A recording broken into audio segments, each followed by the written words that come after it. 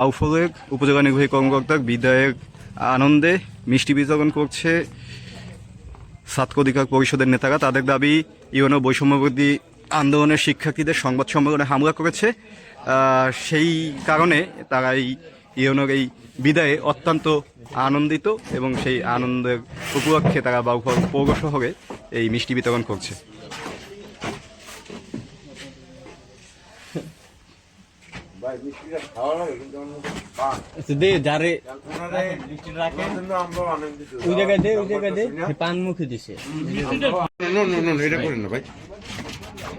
মিষ্টি দিয়েছে, মিষ্টি খাও, এত কথা কেন বলো ভাই? বেশি আছে মিষ্টি।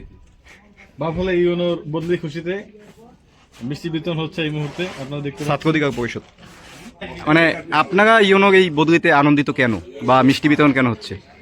আচ্ছা, আমরা বাউফল বৈষম্য ছাত্র আন্দোলনের যে একটি ঝামেলা করছিল ইউনো, সেজন্য ইউনো যাওয়ার খুশিতে আমরা ছাত্র অধিকার পরিষদের পক্ষ থেকে ছাত্ররা মিষ্টি বিতরণ করছি।